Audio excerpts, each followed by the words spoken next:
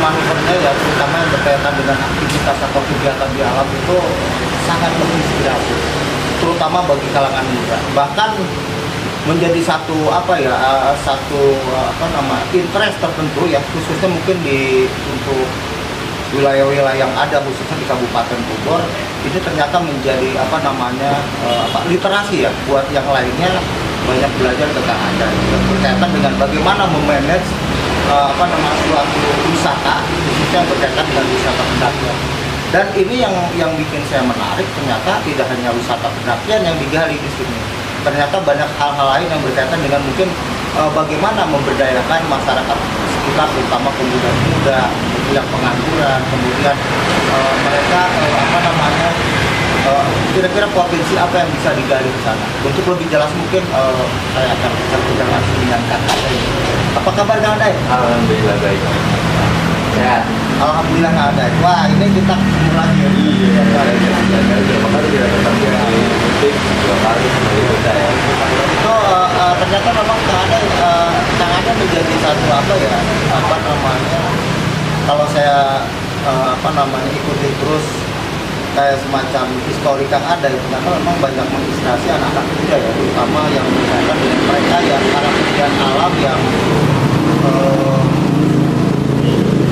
sepertinya ada magnet tersendiri gitu.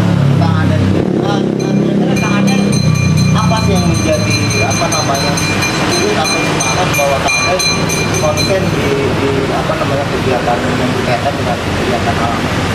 Sebenarnya saya punya basic itu hobi mendaki, dan ketika saya punya waktu sedikit, saya harus kerja yang lain-lain, punya waktu itu cuma 1 minggu, dan hobi saya harus tetap tersalurkan. Ketika itu saya pengen naik gunung, tapi cuma punya waktu 2 hari. Naik gunung naik gede itu butuh waktu banyak, dan istirahat juga, apalagi ke Jawa Tengah atau Jawa Timur ataupun ke luar Jawa itu butuh waktu banyak. Tapi saya tetap pengen mendaki dengan waktu 2 hari itu. Saya bukanlah pendakian yang sekarang saya garap itu. Kita itu cukup malam cuma 1 hari 1 malam udah bisa mendaki, kita udah bisa menikmati. Awalnya bukan pintu untuk umum, awalnya itu hanya sebatas untuk menyalurkan hobi saya. Nah, ini yang menjadi pertanyaan viewer ya, atau publik terutama yang berkaitan Kang Adai kan pastinya yang memang pegiat alam dalam arti mungkin sebagai pendaki gunung ya. Tapi bisa memanage gitu, meng-create satu kegiatan gitu kan berkali-kali, dan itu terbilang sukses. Waktu itu saya juga hadir ya ketika ulang ultah ya, ulang kota ya, sampai bisa menghadirkan tokoh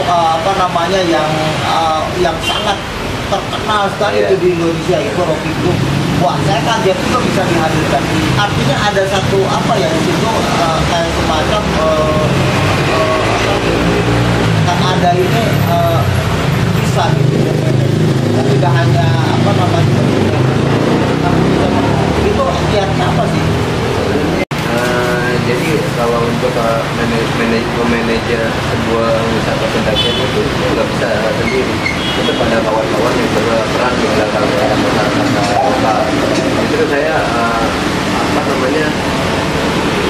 membuat itu tuh berkat dari masyarakat lokal yang memang berperan penting. Terus motivasinya itu mereka benar-benar kepengen majunya besar, makanya saya bisa mengembangkan bentuk atau butik itu karena kerjasama saya sama warga setempat itu cukup baik. Nah, kira-kira yang dimaksud dengan masyarakat lokal itu mungkin ada kriteria tertentu, misalkan siapa? Kalau untuk kriteria yang saya udah pakai ya, udah kerjasama sama saya, itu kriteria mungkin saya nggak butuh orang yang seorang pendaki untuk mengelola itu ataupun pembuat anak. Saya butuh orang yang bisa bekerja, bukan butuh orang yang punya uang. Saya tidak pernah menyarankan ke teman-teman saya yang berhasil bareng saya di butik dan saya tentang itu yang akan saya garap itu. Saya tidak menemukan ada yang termasuk membutuhkan biaya besar, cukup tenaga. Satu, mencangkul buat bikin jalan, buat manajemen. Itu aja yang saya tekankan ke teman-teman, untuk menjadikan sebuah wisata pendakian itu tidak perlu modal besar. Nah, selama ini respons dari masyarakat ya pasti ada dong yang pro Iya, kontra, betul. apalagi yang berkaitan dengan Betul. pendakian ini pasti kan mendatangkan pendaki yang Iya. terutama mungkin yang lagi dari darat mungkin cuma kita ya. Nah, itu gimana responsnya?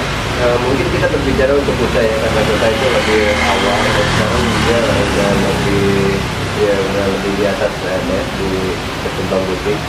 Nah ya, untuk di Kuta sendiri respon masyarakat cukup baik juga, cukup antusias juga, karena mereka awalnya tidak tahu tentang pendakian. Pertama awal datang saya ke situ, saya menyarankan buka pendakian, mereka nggak ngerti itu pendakian apa, trekking itu apa, dan akhirnya tahu mereka. Kang Ade pasti punya target kan yang ingin dicapai dalam memanage atau mengelola wisata pendakian itu. Yang pertama, sejak kapan itu Kang Ade mulai mengelola wisata pendakian itu? Yang kemudian berikutnya targetnya ada nggak jangka pendek, jangka panjang gitu yang sudah di mungkin jangka pendek dulu ya, yang sudah dicapai apa itu? Kalau untuk awal mulai bergelut buka jalur pendakian untuk umum itu 2019 sebelum pandemi kita buka pendidikan kita, terus alhamdulillah kita diresmikan yang berarti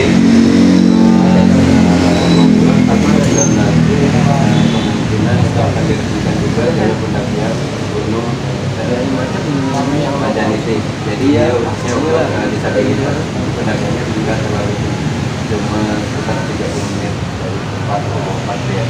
Dan untuk target sendiri jangka pendek itu sebenarnya yang penting bisa memajukan masyarakat. Iya. Dari kita sekarang banyak sudah ngerasain ya dulu dia enak 2000 sekarang lagi bisa bawah gitu ya. Nah, saya kan ini dapat info ya, nanti kan sibuk kerja.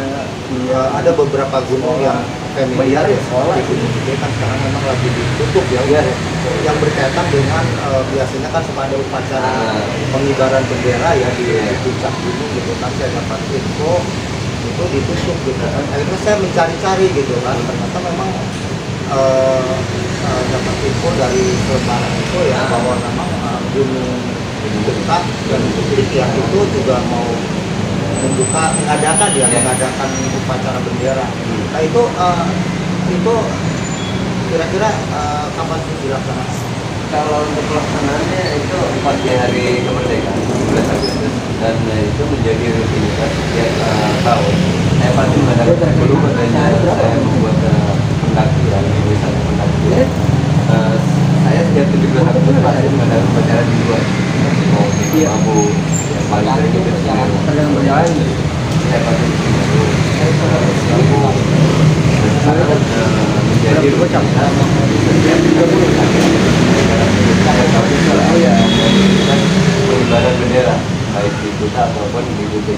Kalau untuk di Kuta sendiri itu untuk yang ketiga kali, kalau untuk di Butik itu untuk pertama kali Ya karena baru mendirikan kalau tidak salah dibuka jalur itu bulan Mei ya, 26 Mei 2022. Nah ini kan pasti di hari H ya tanggal 17. Nah itu untuk para pendaki itu mereka mulai naik itu hari apa itu mulai dibuka untuk pendakian. Mungkin mereka mau nge-camp dulu atau untuk di tanggal 16 besok ya, pengibaran acara itu bisa jalan dari hari Selasa. Kalau misalkan ada yang waktu lebih panjang ya silakan di awal. Cuma untuk upacara sendiri itu dilaksanakannya pada hari Rabu pagi. Malamnya itu kita ada diskusi malam Rabu dari tanggal 16 malam Rabu. itu di puncak ya? Di tempatnya. Puncak. Di camp area yang di Bukit Kulit Palace. Bukit. Jadi nanti kita diskusi dan kemudian ada beberapa narasumber juga, kemudian Bapak juga bisa nanti memang lihat alam juga nanti yang gitu. Terus ada acara doa untuk pahlawan. Jadi kita berdoa bareng untuk pahlawan. Ya, itu di malam harinya. Nah, kalau untuk lomba, apakah memang ditempatkan dipusatkan di area apa untuk pengibaran bendera atau mungkin di tempat yang lain? Oh enggak. Kalau untuk di Kuta sendiri itu untuk lomba langsung di camp area karena dia itu enggak terlalu jauh. Jarak dari tempat ke tempat campnya itu enggak terlalu jauh dan lebih landai. Kalau di sini sendiri itu sangat jauh, butuh waktu 2 jam. Dan jalannya lumayan jauh. Makanya kalau untuk lomba sendiri di Butik itu di base camp Gunung Butik sendiri di bawah di area parkir. Jadi di base camp area parkir itu ada tempat area camp yang kita sediakan untuk teman-teman yang nggak kuat nanjak atau teman yang mau nunggu di base camp, kita sediakan area camp untuk camp di bawah. Terus lombanya nanti di situ ada keyakinan, 2 pohon, terus ada lomba-lomba tari renang yang mungkin nanti buat hiburan masyarakat setempat. Dan di situ nanti ada apa namanya? Ada informasi, ada penyampaian dari pihak-pihak saya sendiri sama teman-teman sahabat Abang. Jadi kita akan mengadakan ke depannya ya, setelah 17 Agustus kita akan mengadakan pengajaran-pengajaran kayak pengajaran anak-anak, terus pengajaran remaja yang putus sekolah. Nanti kita ajarkan di sana buat membantu mereka. Jadi pas di tanggal 17 itu ada momen masyarakat berkumpul dan itu ada penyampaian informasi untuk kegiatan ke depannya. Jadi enggak cuma hanya di saja, tapi kita bakal ada pengajaran juga ada rumah baca untuk warga setempat itu. Untuk peserta lomba itu apa hanya terbatas misalkan untuk para pendaki atau mungkin masyarakat setempat saja? Tidak, itu terbuka untuk umum. Jadi masyarakat pendaki itu jadi apa namanya Panjat Pinang sendiri. Panjat Pinang itu mulai jam 1 siang. Jam 1 siang itu akan dimulai dan itu ada dua siang. Jadi satu untuk yang buat pendaki, satu lagi buat masyarakat lokal. Mungkin itu nanti bisa digabung masyarakat lokal sama pendaki bisa di itu sampai mungkin acara pembagiannya untuk closingnya itu sekitar jam 4 ada acara apa kira-kira? paling banyak tadi sekarang. Nah untuk sekarang untuk target yang akan bergabung ya untuk upacara bendera sampai hari ini ada berapa? Untuk informasi sendiri yang sudah menghubungi secara 120 orang yang sudah menghubungi ya. Targetnya berapa ya? Untuk upacara sendiri saya tidak menargetkan peserta dengan berapa, karena menurut saya upacara itu nggak harus di gunung, adapun teman-teman yang di sekolah ataupun yang di kampung. Nah, kira-kira menurut Kang Ada ini ya, kan biasanya upacara bendera itu di kantor, di sekolah, mungkin di tempat-tempat tertentu ya. Ini kan nggak umum kan? Ini di suatu wilayah atau daerah yang jauh dari perkampungan dan dari gunung ya, di gunung ya. Nah, kira apa sih yang membedakannya gitu?